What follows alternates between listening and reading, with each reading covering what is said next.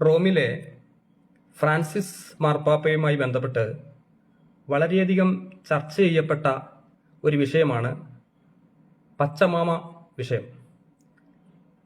ഈ പച്ചമാമ എന്ന പ്രതിമ 2019 ആമസോൺ സിനഡിന്റെ ഭാഗമായി നടന്ന പരിസ്ഥിതി സംരക്ഷണത്തെക്കുറിച്ചുള്ള ചർച്ചകളിലാണ് ഈ പ്രതിമകൾ ആദ്യമായി പ്രത്യക്ഷപ്പെട്ടത്.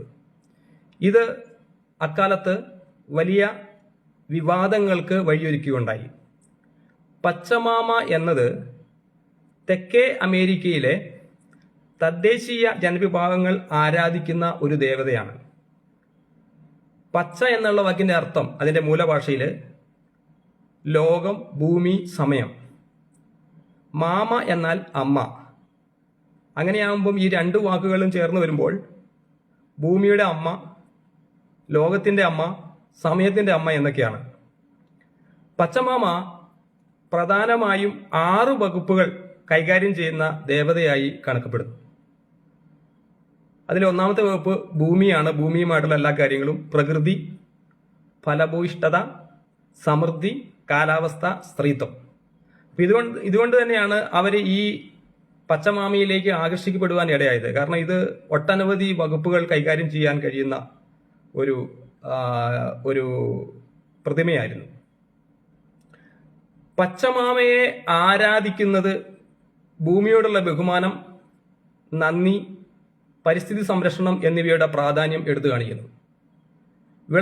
വിളവെടുപ്പ് കാലത്തും മറ്റ് പ്രധാനപ്പെട്ട സമയങ്ങളിലും ആളുകൾ പച്ചമാമയ്ക്ക് കാഴ്ചകൾ അർപ്പിക്കുകയും പ്രത്യേക ചടങ്ങുകൾ നടത്തുകയും ചെയ്തു വന്നു. വത്തിക്കാൻ ഗാർഡനിൽ നടന്ന ഒരു ചടങ്ങിൽ തദ്ദേശീയ വസ്ത്രം ധരിച്ച ആളുകൾ ഈ പ്രതിമയ്ക്ക് ചുറ്റുമിരുന്ന് പ്രാർത്ഥിക്കുകയും വണങ്ങുകയും ചെയ്യുന്നത് ദൃശ്യമായിരുന്നു. ചിലർ ഭൂമിയിൽ കുമ്പിട്ട് വന്ദിക്കുന്നതും കാണപ്പെട്ടു. ഈ പ്രതിമകൾ വത്തിക്കാനിൽ പ്രദർശിപ്പിച്ചത് ചില യാഥാസ്ഥിക റോമൻ കത്തോലിക്കർക്ക് ഇഷ്ടമായില്ല. അവരതിനെ ശക്തിയുക്തം വിമർശിക്കുകയും ഇത് വിഗ്രഹാരാധനയാണെന്നും ക്രിസ്തീയ വിശ്വാസത്തിന് എതിരാണെന്നും അവർ വാദിച്ചു. ഈ പ്രതിമകളെ ആരാധിക്കുന്ന രീതികൾ വത്തിക്കാനിൽ നടന്ന ചടങ്ങുകളിൽ കണ്ടത് പലരിലും വളരെ ആശങ്ക ഉണ്ടാക്കുവാനായിട്ടിടയായി. പിന്നീട് ചില ആളുകൾ ഈ പ്രതിമകളെ ടിബർ നദിയിലേക്ക് വലിച്ചെറിഞ്ഞു. ഒരു കാര്യം ഓർക്കണം, അവിടെ അത്രമാത്രം സെക്യൂരിറ്റി സെറ്റപ്പുള്ള ഒരു സ്ഥലമാണ് ഈ വത്തിക്കാൻ. സിസ് ഗാർഡാണ് അവിടുത്തെ സെക്യൂരിറ്റി സിസ്റ്റം മുഴുവൻ നോക്കുന്നത്. പക്ഷെ എങ്ങനെയോ ഈ ആളുകൾ ഈ പ്രതിമകളെ, അത് 2 പ്രതിമകളാണ് കൊണ്ടുവന്നത്, അപ്പോൾ ഈ പ്രതിമകളെ ടിബർ നദിയിലേക്ക് വലിച്ചെറിഞ്ഞു. പ്രതിമകളെ ടിബർ നദിയിലേക്ക് എറിഞ്ഞ സംഭവത്തിൽ പിന്നീട് ഫ്രാൻസിസ് മാർപ്പാപ്പ ഖേദം പ്രകടിപ്പിക്കുകയും ക്ഷമ ചോദിക്കുകയും ചെയ്തു. ഈ പ്രതിമകളെ ആരാധനയ്ക്കുള്ള വസ്തുക്കളായി കാണുന്നില്ലെന്നും ആമസോൺ ജനതയുടെ സംസ്കാരത്തോടുള്ള ബഹുമാനത്തിന്റെ സൂചകമായിട്ടാണ് ഉപയോഗിച്ചതെന്നും വത്തിക്കാൻ പിന്നീട് വിശദീകരണക്കുറിപ്പിൽ പറയുകയുണ്ടായി. അപ്പോൾ ഇങ്ങനെയൊരു സംഭവം, ഇത് നടന്ന വർഷം 2019. അപ്പോൾ 2019 നടന്ന അന്ന് കാലത്ത് ഇത് വളരെ വിവാദമായ വാർത്തകളായിരുന്നു. വളരെ വാർത്തകൾ ഇതുമായിട്ട് ബന്ധപ്പെട്ട് ഇതിന്റെ ചിത്രമൊക്കെ നമ്മൾ ഇപ്പോഴും അവൈലബിൾ ആണ്. ഇത് ഈ പച്ചമാമ എന്ന് പറഞ്ഞാൽ ഒരു വസ്ത്രവും ധരിക്കാത്ത കംപ്ലീറ്റ് വിവസ്ത്രയായ ഒരു സ്ത്രീയുടെ ഒരു വിഗ്രഹമാണ്. അപ്പോൾ ഇതുമായി നമ്മൾ ഇനി സുവിശേഷത്തിലേക്ക് വരുമ്പോൾ ഇതിനൊക്കെ സുവിശേഷവുമായി എന്തെങ്കിലും ബന്ധമുണ്ടോ? ഇത് ഇങ്ങനെയുള്ള കാര്യങ്ങൾ മനുഷ്യര് ചിലപ്പോൾ ചെയ്തെന്ന് വരാം. അവരൊക്കെ സുവിശേഷം പ്രസംഗിക്കുന്നു എന്നൊക്കെ പറയുന്ന ആളുകളായിരിക്കാം ഇങ്ങനെയുള്ള കാര്യങ്ങളൊക്കെ ചെയ്യുന്നത്. അപ്പസ്തോല പ്രവൃത്തികളിൽ 14-ാം അധ്യായം 8 മുതൽ 15 വരെയുള്ള വാക്യങ്ങളിൽ വളരെ മനോഹരമായ ഒരു സംഭവം നമ്മളിവിടെ കാണുകയാണ്. അവിടെ ലുസ്ത്രയിൽ അമ്മയുടെ ഗർഭം മുതൽ മുടന്തനായി ഒരിക്കലും നടന്നിട്ടില്ലാതെയും കാലിന് ശക്തിയില്ലാതെയും ഉള്ള ഒരു പുരുഷൻ ഇരുന്നിരുന്നു. അവൻ പൗലോസ് സംസാരിക്കുന്നത് കേട്ട് അവനെ ഉറ്റുനോക്കി. പൗലോസ് അപ്പസ്തോലൻ ഈ രോഗിയെ ഉറ്റുനോക്കി സൗഖ്യം പ്രാപിപ്പാൻ അവന് വിശ്വാസമുണ്ട് എന്ന് കണ്ടിട്ട് നീ എഴുന്നേറ്റ് കാലൂന്നി നിവർന്നു നിൽക്കുക എന്ന് ഉറക്കെ പറഞ്ഞു. ഇവിടെ പറഞ്ഞൊരു വചനമാണ്. അവന് വിശ്വാസമുണ്ട് എന്ന് കണ്ടിട്ടാണ് ഇത് പറഞ്ഞത്. വിശ്വാസമില്ലാത്തവരോട് പറഞ്ഞിട്ട് കാര്യമില്ല, വിശ്വാസമാണ് പ്രധാനം. അവൻ കുതിച്ചെഴുന്നേറ്റ് നടന്നു. പൗലോസ് ചെയ്തത് പുരുഷാരം കണ്ടിട്ട് ജനക്കൂട്ടം ഇത് കണ്ടു. ആ മനുഷ്യന് സൗഖ്യം കിട്ടിയത് അവർ കണ്ടു. അപ്പൊ അവരുടെ മനോഭാവം എന്തായിരുന്നു? ദേവന്മാർ മനുഷ്യരൂപത്തിൽ നമ്മുടെ അടുക്കൽ ഇറങ്ങി വന്നിരിക്കുന്നു എന്ന് ലുക്കവോന്യ ഭാഷയിൽ വിളിച്ചു പറഞ്ഞു. അപ്പൊ അവരവരുടെ മാതൃഭാഷയിൽ വിളിച്ചു പറയുകയാണ്, ഇത് ദേവന്മാരാണ് എന്ന് പറയുകയാണ്. ബർണബാസിന് ഇന്ദ്രൻ എന്നും പൗലോസ് മുഖ്യ പ്രാസംഗിയാകയാൽ അവന് ബുധൻ എന്നും പേർ വിളിച്ചു. അപ്പൊ അവരുടേതായ ദേശത്തുണ്ടായിരുന്ന പ്രധാനപ്പെട്ട ദേവന്മാരുടെ പേരൊക്കെ ഇവരായിട്ട് വിളിക്കുകയാണ്. പട്ടണത്തിന്റെ മുമ്പിലുള്ള ഇന്ദ്രക്ഷേത്രത്തിലെ പുരോഹിതൻ കാളകളെയും പൂമാലകളെയും ഗോപുരത്തെങ്കിൽ കൊണ്ടുവന്ന് പുരുഷാരത്തോടുകൂടെ ഈ യാഗം കഴിപ്പാൻ ഭാവിച്ചു. അപ്പൊ ഈ ആർക്കാണ് യാഗം കഴിക്കുന്നത്? ഈ ദൈവദാസന്മാർക്ക് വേണ്ടിയാണ്. യാഗം കഴിക്കാനായിട്ട് അവരെല്ലാ സജ്ജീകരണങ്ങളുമായിട്ട് വരികയാണ്. അതിനുള്ള കാളയും യാഗവസ്തുക്കളൊക്കെ ഒക്കെ ആയിട്ട് അവർ വരികയാണ്. ഇത് അപ്പോസ്തോലന്മാരായ ബർണാസും പൗലോസും കേട്ടിട്ട് വസ്ത്രം കീറിക്കൊണ്ട് പുരുഷാരത്തിന്റെ ഇടയിലേക്ക് ഓടിച്ചെന്ന് നിലവിളിച്ച് പറഞ്ഞത്. ഇപ്പൊ നമ്മളാരും വസ്ത്രം കീറാനൊന്നും പോകണ്ട, കാരണം അത് അവരുടെ ഒരു ആചാരത്തിന്റെ ഭാഗമാണ്. അപ്പോൾ അവർ പ്രതിഷേധിച്ചു എന്നാണ് അതിന്റെ അർത്ഥം. നമ്മളിവിടെ കരിങ്കൊടി കാണിക്കും, പക്ഷെ അവർ വസ്ത്രം കീറി. അപ്പോൾ അവരുടെ ആചാരത്തിന്റെ ഒരു ഭാഗമാണ്. അപ്പോൾ വസ്ത്രം കീറിക്കൊണ്ട് അവർ പുരുഷാരത്തിന്റെ ഇടയിലേക്ക് ചെന്നിട്ട് പറഞ്ഞ കാര്യമാണ് വളരെ ശ്രദ്ധിക്കേണ്ടത്. പുരുഷന്മാരെ, നിങ്ങൾ ഈ ചെയ്യുന്നത് എന്ത്? ഞങ്ങൾ നിങ്ങളോട് സമസ്വഭാവമുള്ള മനുഷ്യരത്രേ. നിങ്ങൾ ഈ വ്യർത്ഥ കാര്യങ്ങളെ വിട്ട് ആകാശവും ഭൂമിയും സമുദ്രവും അവയിലുള്ള സകലതും ഉണ്ടാക്കിയ ജീവനുള്ള ദൈവത്തിങ്കിലേക്ക് തിരിയണം എന്നുള്ള സുവിശേഷം ഞങ്ങൾ നിങ്ങളോട് അറിയിക്കുന്നു. അപ്പൊ ഇതാണ് സുവിശേഷം. അപ്പൊ മനുഷ്യരിങ്ങനെ പച്ചമാമ പോലെയുള്ളതും അല്ലെങ്കിൽ ഏതെങ്കിലും മനുഷ്യന്റെ യുക്തിയിലും ഭാവനയിലും മരത്തിലും കല്ലിലും വെള്ളിയിലും പൊന്നിലും കൊത്തിയുണ്ടാക്കിയ സ്വരൂപങ്ങളോ വിഗ്രഹങ്ങളോ ആയിട്ട് വരികയും അതിനെ വണങ്ങുകയും അതിനെ ആരാധിക്കുകയൊക്കെ ചെയ്യുമ്പോൾ അവരോട് ദൈവത്തിന്റെ വചനം ഇപ്രകാരം പറയുന്നത്, നിങ്ങൾ ഈ വ്യർത്ഥ കാര്യങ്ങളെ വിട്ടുകളയണം. ഇതെല്ലാം വ്യർത്ഥ കാര്യങ്ങളാണ്. ഇതിന് സുവിശേഷവുമായി യാതൊരു ബന്ധവുമില്ല, യേശുവുമായി യാതൊരു ബന്ധവുമില്ല, സ്വർഗവുമായി യാതൊരു ബന്ധവുമില്ല. പുരുഷന്മാരെ, നിങ്ങൾ ഈ ചെയ്യുന്നത് എന്ത്? ഞങ്ങൾ നിങ്ങളോട് സമസ്വഭാവമുള്ള മനുഷ്യരത്രേ. നിങ്ങൾ ഈ വ്യർത്ഥ കാര്യങ്ങളെ വിട്ട് ആകാശവും ഭൂമിയും സമുദ്രവും അവയിലുള്ള സകലവും ഉണ്ടാക്കിയ ജീവനുള്ള ദൈവത്തിങ്കിലേക്ക് തിരിയണം. അപ്പൊ ഈ വിഗ്രഹങ്ങൾക്കൊന്നും ഒരു ജീവനില്ല. പച്ചമാമയ്ക്ക് ജീവൻ ഉണ്ടായിരുന്നില്ല. അത് പിന്നീട് എടുത്ത് നദിയിൽ എറിഞ്ഞു കളയുക ചെയ്തത്. എന്നാൽ ജീവനുള്ള ദൈവം, ആ ജീവനുള്ള ദൈവത്തിലേക്ക് തിരിയണം എന്നുള്ളതാണ് സുവിശേഷം. അപ്പോൾ എന്തൊക്കെയാണ് ഈ സുവിശേഷത്തിന്റെ സവിശേഷതകൾ? നമ്മൾ ഇന്ന് ദൈവജനവുമായി ബന്ധപ്പെട്ട് വിശുദ്ധ വേദപുസ്തകത്തിലെ സുവിശേഷത്തിന്റെ 26ഓളം സവിശേഷതകളെ കുറിച്ച് നമുക്ക് ചിന്തിക്കാം. എനിക്ക് സമയമുണ്ടെങ്കിൽ ഈ ലഭിച്ച സമയത്തിന് അകം തന്നെ ദൈവവചനത്തിലെ 26ഓളം വരുന്ന സുവിശേഷ സത്യങ്ങൾ നമുക്കിപ്പോൾ കേൾക്കാം. ഒന്നാമതായി ദൈവത്തിന്റെ സുവിശേഷം. അപ്പൊ ഈ സുവിശേഷം മനുഷ്യരുടേതല്ല, ഇത് ദൈവത്തിന്റെ സുവിശേഷമാണ്. 2 കൊരിന്ത്യർ 11:7. അല്ലെങ്കിൽ ഞാൻ ദൈവത്തിന്റെ സുവിശേഷം നിങ്ങൾക്ക് സൗജന്യമായി പ്രസംഗിച്ചുകൊണ്ട് നിങ്ങൾ ഉയരേണ്ടതിന് എന്നെ തന്നെ താഴ്ത്തുവാൻ പാപം ചെയ്തുവോ? ഇതൊരു ചോദ്യവചനമാണ്. അപ്പോസ്തലനായ പൗലോസ് പരിശുദ്ധാത്മാവിൽ ചോദിച്ചിരിക്കുകയാണ്. ഇത് ദൈവത്തിന്റെ സുവിശേഷമാണ്, ഇത് പ്രസംഗിക്കേണ്ടത് സൗജന്യമായിട്ടാണ്. അപ്പോൾ ദൈവത്തിന്റെ സുവിശേഷം നിങ്ങൾക്ക് സൗജന്യമായി പ്രസംഗിച്ചുകൊണ്ട്, ഇപ്പൊ ഞാൻ ഇപ്പോൾ ഈ പ്രസംഗം പ്രസംഗിക്കുമ്പോൾ എനിക്ക് ഒരിടത്തു നിന്നും ഒരു കാശും കിട്ടാനില്ല. അപ്പോൾ ഇത് സൗജന്യമായിട്ട് എനിക്ക് നൽകി, സൗജന്യമായിട്ട് ഞാൻ ഇത് ജനത്തിന് കൊടുക്കുന്നു. ഇനി ഈ സുവിശേഷം എന്നുള്ള ഈ വാക്ക്, അതിന്റെ ഹീബ്രു പഴയ നിയമം ഹീബ്രുവിലാണല്ലോ എഴുതിയിരിക്കുന്നത്. അപ്പോൾ അതിന്റെ വാക്ക് ബാസാർ എന്നുള്ള വാക്കാണ്, BASAR. അപ്പോൾ അതിന്റെ അർത്ഥം നല്ല വാർത്ത അറിയിക്കുക, സന്തോഷ വാർത്ത പകരുക. അപ്പോൾ ഇതിന്റെ ഹീബ്രുവില് ബാസാർ എന്നുള്ള വാക്കാണ്. ഇത് പഴയ നിയമത്തിൽ ഏകദേശം 25 പ്രാവശ്യത്തോളം ആവർത്തിച്ചു വരുന്നു. ഉദാഹരണമായിട്ട് യശയാവ് 52:7 സമാധാനത്തെ ഘോഷിച്ച് നന്മയെ സുവിശേഷിക്കുകയും രക്ഷയെ പ്രസിദ്ധമാക്കുകയും സിയോനോട് നിന്റെ ദൈവം വാഴുന്നു എന്ന് പറയുകയും ചെയ്യുന്ന സുവാർത്താ ദൂതന്റെ കാൽപർവ്വതങ്ങളിൽ എത്ര മനോഹരം. ഇവിടെ സുവാർത്ത എന്നാണ് എഴുതിയിരിക്കുന്നത്, സുവാർത്ത. അപ്പൊ സുവിശേഷത്തിന് പഴയ നിയമത്തിൽ ഇങ്ങനെ ഇതുമായിട്ട് സാദൃശ്യം വരുന്ന പല വാക്കുകൾ ഉപയോഗിച്ചിരിക്കുന്നതായിട്ട് നാം കാണുന്നു. വീണ്ടും നമ്മൾ പുതിയ നിയമത്തിലേക്ക് വരുമ്പോൾ ഗ്രീക്ക് വാക്കായ യുവാംഗ്ലിയൻ എന്ന വാക്കിൽ നിന്നാണ് സുവിശേഷം എന്നുള്ള വാക്ക് ഉരുത്തിരിഞ്ഞു വന്നിട്ടുള്ളത്. യുവാംഗ്ലിയൻ. അതിന്റെ ഗ്രീക്ക് വാക്ക് യുവാംഗ്ലിയൻ. അതായത് രണ്ട് വാക്കുകളാണ്. ഇയു എന്നാണ്, അത് നല്ലത് എന്നും ആംഗ്ലിയോൻ എന്ന സന്ദേശം എന്നും. അപ്പോൾ ഇത് നല്ല സന്ദേശം, നല്ല വാർത്ത, സദ്വാർത്ത. പുതിയ നിയമത്തിൽ ഈ സുവിശേഷം എന്നുള്ള ഈ വാക്ക് ഏകദേശം 76 പ്രാവശ്യം ആവർത്തിച്ചു വരുന്നതായിട്ടാണ് നാം കാണുന്നത്. സുവിശേഷം എന്തെന്ന് പൊതുവായ അർത്ഥത്തിൽ പറയുകയാണെങ്കിൽ ഇത് ലോകരക്ഷിതാവായ യേശുക്രിസ്തുവിലൂടെയുള്ള സത്യസന്ധവും വിശ്വസനീയവും നിത്യരക്ഷയുടെയും നിത്യജീവന്റെയും സന്ദേശമാണ്. ഇനി നമുക്ക് രണ്ടാമത്തെ സവിശേഷത, അതായത് സുവിശേഷത്തിന്റെ സവിശേഷതകൾ എന്നുള്ള വിഷയവുമായി ബന്ധപ്പെട്ട് നമ്മൾ കൂടുതൽ ചിന്തിക്കുമ്പോൾ ഇത് ധന്യനായ ദൈവത്തിന്റെ മഹത്വമുള്ള സുവിശേഷം എന്ന് നാം കാണുകയാണ്. 1 തിമോത്തി 1:11 ഈ പരിജ്ഞാനം എങ്കൽ ഭരമേൽപ്പിച്ചിരിക്കുന്നതായി ധന്യനായ ദൈവത്തിന്റെ മഹത്വമുള്ള സുവിശേഷത്തിന് അനുസാരമായതു തന്നെ.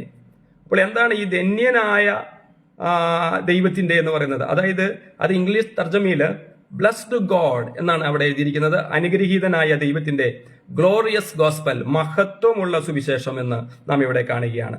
മൂന്നാമതായി ദൈവപുത്രനായ യേശുക്രിസ്തുവിന്റെ സുവിശേഷം എന്ന് മർക്കോസ് 1:1. അതായത് മർക്കോസ് സുവിശേഷം ആരംഭിക്കുന്നത് തന്നെ ദൈവപുത്രനായ യേശുക്രിസ്തുവിന്റെ സുവിശേഷത്തിന്റെ ആരംഭം എന്നുള്ളത് തന്നെയാണ്. അപ്പോൾ നാം ഈ സുവിശേഷങ്ങൾ എന്ന് പറയുമ്പോൾ എത്ര സുവിശേഷങ്ങളുണ്ട് എന്ന് ചോദിച്ചാൽ സാധാരണ ആളുകൾ പറയും 4 സുവിശേഷങ്ങൾ എന്ന് പറയും. മത്തായി, മർക്കോസ്, ലൂക്കോസ്, യോഹന്നാൻ ഇവരെഴുതിയ സുവിശേഷങ്ങൾ. എന്നാൽ എന്നോട് ചോദിച്ചാൽ ഞാൻ പറയും ഒരു സുവിശേഷമേ ഉള്ളൂ. എത്ര സുവിശേഷങ്ങളുണ്ട്? ഒരു സുവിശേഷമേ ഉള്ളൂ. 4 സുവിശേഷകർ എഴുതിയതും ഒരേ കാര്യം തന്നെയാണ്. ഒരേ യേശുവാണ്, ഒരേ ആത്മാവാണ്, ഒരേ സ്വർഗമാണ്, ഒരേ നരകമാണ്. അപ്പോൾ അതുകൊണ്ട് സുവിശേഷം ഒന്നേ ഉള്ളൂ. 4 സുവിശേഷകർ എഴുതി. ഇനി നമ്മൾ അപ്പസ്തോല പ്രവൃത്തി സുവിശേഷമാണോ? അതും സുവിശേഷമാണ്. റോമാലേഖനം സുവിശേഷമാണോ? അതും സുവിശേഷമാണ്. കൊറിന്ത് ലേഖനം. അപ്പോൾ ബൈബിളിലെ പുതിയ നിയമം എല്ലാം സുവിശേഷത്തിന്റെ ഭാഗമാണ്. അത് സുവിശേഷം തന്നെയാണ്. ചില ആളുകൾ പറയുന്നു അതൊന്നും സുവിശേഷമല്ല, വേണമെങ്കിൽ എടുത്താൽ മതി. നമ്മളൊക്കെ സ്കൂളിൽ പഠിക്കാൻ പോകുമ്പോൾ മെയിൻ ബുക്കുണ്ട്, സപ്ലിമെന്ററി ഉണ്ട്. അപ്പോൾ ഈ ലേഖനങ്ങളൊക്കെ സപ്ലിമെന്ററി ആണെന്ന് കരുതുന്ന ആളുകളുണ്ട്. അതൊന്നും ദൈവവചനമല്ല എന്ന് കരുതുന്ന ആളുകളുണ്ട്. പക്ഷെ ഞാൻ അങ്ങനെ കരുതുന്നില്ല. എനിക്ക് ബോധ്യപ്പെട്ട കാര്യം അതെല്ലാം നമ്മൾ അനുസരിക്കാൻ ബാധ്യസ്ഥരാണ്. കാരണം അതിലെ ഏറ്റവും പ്രധാനപ്പെട്ട ആശയം എന്ന് പറയുന്നത് സുവിശേഷം യേശു ജീവിച്ചിരുന്ന കാലത്ത് യഹൂദരോടാണ് കൂടുതലും പറഞ്ഞിട്ടുള്ളത്. എന്നാൽ അത് നമുക്ക് പുതിയ നിയമസഭയ്ക്ക് അതിൽ ധാരാളം കാര്യങ്ങൾ, എല്ലാ കാര്യങ്ങളും നമുക്കും അതെല്ലാം ബാധകമാണ്. എന്നാൽ അപ്പസ്തോല പ്രവർത്തികൾ മുതൽ ലേഖനങ്ങളെല്ലാം പുതിയ നിയമസഭയുടെ നിയമങ്ങളാണ്. എന്നാൽ പലരും ഈ പുതിയ നിയമസഭയുടെ നിയമങ്ങൾക്ക് വലിയ പ്രാധാന്യമൊന്നും കൊടുക്കുന്നില്ല. അതെല്ലാം ദൈവവചനമാണ് എന്ന് നാം മനസ്സിലാക്കണം. അപ്പസ്തോല പ്രവർത്തികൾ 4-ാം അധ്യായം 10 മുതൽ 12 വരെയുള്ള വാക്യങ്ങളിൽ അവിടെ നിങ്ങൾ ക്രൂശിച്ചവനും ദൈവം മരിച്ചവരിൽ നിന്ന് ഉയർപ്പിച്ചവനുമായി നസറയനായ യേശുവിന്റെ നാമത്തിൽ ഇവൻ സൗഖ്യമുള്ളവനായി നിങ്ങളുടെ മുമ്പിൽ നിൽക്കുന്നു എന്ന് നിങ്ങൾ എല്ലാവരും ഇസ്രായേൽ ജനമൊക്കെയും അറിഞ്ഞുകൊള്ളുവിൻ. ഇത് പറഞ്ഞിട്ട് വിശ്വപ്രസിദ്ധമായ ഒരു കൽപ്പനയാണ് യേശു കർത്താവ് പറഞ്ഞിരിക്കുന്നത്. മറ്റൊരുത്തനിലും രക്ഷയില്ല. നാം രക്ഷിക്കപ്പെടുവാൻ ആകാശത്തിന് കീഴിൽ മനുഷ്യരുടെ ഇടയിൽ നൽകപ്പെട്ട വേറൊരു നാമവും ഇല്ല. അപ്പോ ചിലരൊക്കെ പറയുന്നുണ്ട്, ചിലരൊക്കെ പറയും അതായത് എല്ലാ മതങ്ങളും ദൈവത്തിലേക്ക് നടത്തുന്നു, എല്ലാവരും ദൈവത്തിന്റെ മക്കളാണ് എന്നൊക്കെ ചിലരെ പറയാൻ പ്രസിദ്ധനായ ആളുകൾ, ആത്മീയ നേതാക്കന്മാരൊക്കെ ഇങ്ങനെ പറഞ്ഞിട്ടുണ്ട്. അതുകൊണ്ടാണ് ഞാനിത് പറയുന്നത്. എല്ലാവരും ദൈവത്തിന്റെ മക്കളാണോ? ബൈബിൾ പ്രകാരം എല്ലാവരും ദൈവത്തിന്റെ മക്കളല്ല. എന്നാൽ ലോകപ്രകാരം അങ്ങനെ പറയാറുണ്ട്, എല്ലാവരും ദൈവത്തിന്റെ മക്കളാണ്. എന്നാൽ ബൈബിൾ പ്രകാരം, വചനപ്രകാരം എല്ലാവരും ദൈവത്തിന്റെ മക്കളല്ല. ദൈവത്തിന്റെ ആകണമെങ്കിൽ ഈ ഒരു കാര്യം, മറ്റൊരുത്തരും രക്ഷയില്ല എന്നും നാം രക്ഷിക്കപ്പെടുവാൻ ആകാശത്തിന് കീഴിൽ മനുഷ്യരുടെ ഇടയിൽ നാം നൽകപ്പെട്ട വേറൊരു നാമമില്ലോ എന്നും 1 തിമോത്തി 1-ാം അധ്യായം 15-ാം വാക്യത്തിലും ദൈവത്തിനും മനുഷ്യർക്കും ഇടയിൽ മധ്യസ്ഥൻ ദൈവം ഒരുവനല്ലോ, ദൈവത്തിനും മനുഷ്യർക്കും ഇടയിൽ മധ്യസ്ഥനും ഒരുവൻ, എല്ലാവർക്കും വേണ്ടി മറുവിലയായി തന്നെത്താൻ കൊടുത്ത യേശു ക്രിസ്തു എന്ന് അവിടെ രേഖപ്പെടുത്തിയിരിക്കുകയാണ്. അപ്പോൾ യേശു ക്രിസ്തുവിൽ കൂടെ അല്ലാതെ നമുക്ക് രക്ഷയ്ക്കായി വേറൊരു മാർഗവുമില്ല. അപ്പോൾ അതുകൊണ്ടാണ് പത്രോസ് ഇപ്രകാരം പറഞ്ഞത്, നിങ്ങൾ ക്രൂശിച്ചവനും ദൈവം മരിച്ചവരിൽ നിന്ന് ഉയർപ്പിച്ചവനുമായ നസറായനായ യേശുവിന്റെ നാമം, നസറായനായ യേശു ക്രിസ്തുവിന്റെ നാമം, മറ്റൊരുത്തനും രക്ഷയില്ല. നമുക്ക് രക്ഷിക്കപ്പെടുവാൻ ആകാശത്തിന് കീഴിൽ മനുഷ്യരുടെ ഇടയിൽ നൽകപ്പെട്ട വേറൊരു നാമമില്ല എന്ന് വിളിച്ചു പറയുവാൻ ഇന്ന് അനേക സുവിശേഷകരെന്ന് പറയുന്നവർക്കും സാധിക്കത്തില്ല. കാരണം അവർ പഠിപ്പിക്കുന്നത് എന്താണ്? എല്ലാ മതങ്ങളും ദൈവത്തിലേക്ക് നയിക്കുന്നു എന്നൊക്കെ പറഞ്ഞുള്ള ദുരുപദേശം പഠിപ്പിക്കുമ്പോൾ ഈ സത്യം വിളിച്ചു പറയാൻ അനേകർക്കും കഴിയില്ല.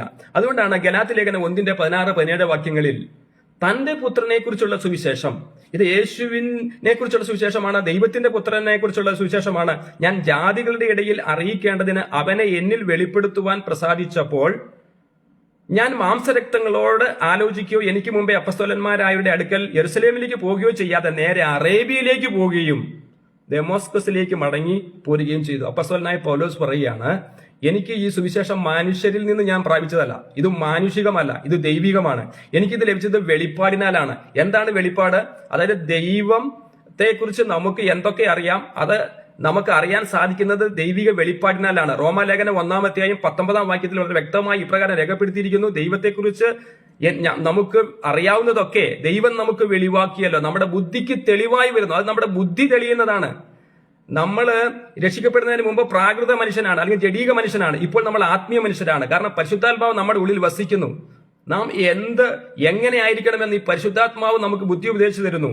അപ്പോൾ അപ്പസ്തോലനായ പൗലോസ് പറയുകയാണ്, ഞാൻ മുമ്പേ അപ്പസ്തോലന്മാരായവരുടെ അടുക്കലേക്ക് പോയില്ല, ഞാൻ അറേബ്യയിലേക്ക് പോയി, അവിടെ നിന്നും യേശുക്രിസ്തുവിനാൽ ലഭിച്ച വെളിപ്പാടിനാലാണ് എനിക്ക് ഈ സുവിശേഷത്തിന്റെ സത്യം മർമ്മം മനസ്സിലായത് എന്ന് അദ്ദേഹം വിളിച്ചു പറയുകയാണ്. അപ്പോൾ ഈ സുവിശേഷം എന്നത് ദൈവം തന്റെ പുത്രനായ യേശുക്രിസ്തുവിലൂടെ മനുഷ്യരായി നമുക്ക് വേണ്ടി ചെയ്ത സദ്വാർത്തയാണ്.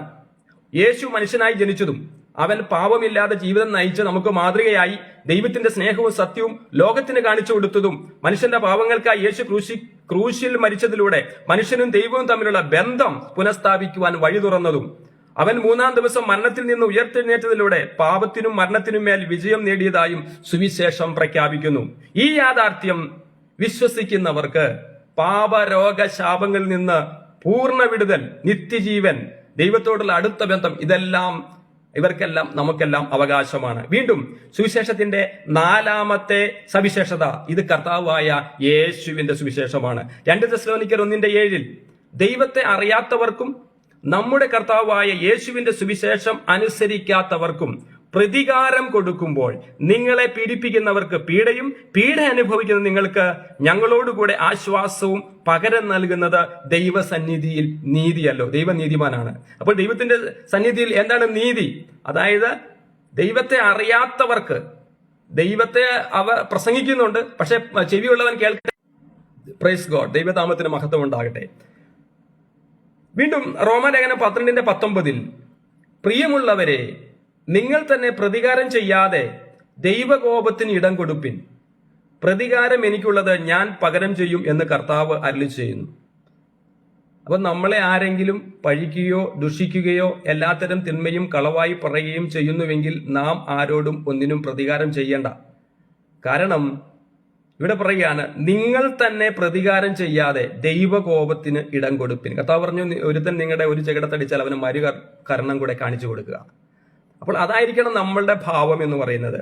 അപ്പോൾ ഒറ്റവാക്കിൽ പറയുകയാണെങ്കിൽ സുവിശേഷം എന്നത് പാപികളായി നമ്മെ രക്ഷിക്കാനായി യേശുക്രിസ്തു വന്നതിന്റെ സന്തോഷ വാർത്തയാണ്.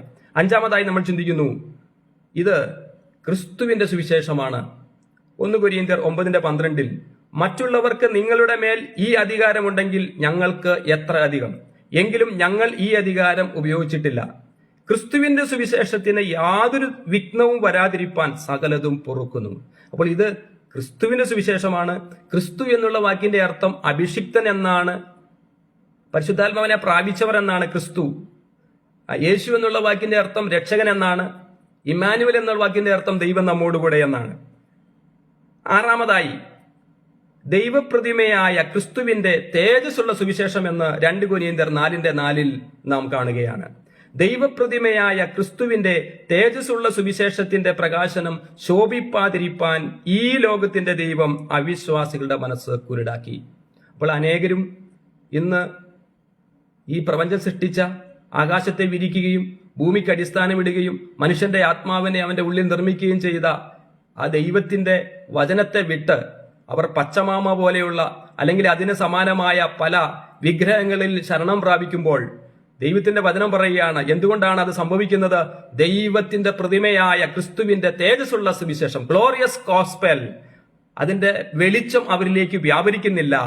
ഈ ലോകത്തിന്റെ ദൈവം ആരാണ്? പിശാചാണ്. ഈ ലോകത്തിന്റെ ദൈവം അവരുടെ മനസ്സ് കുരുടാക്കി.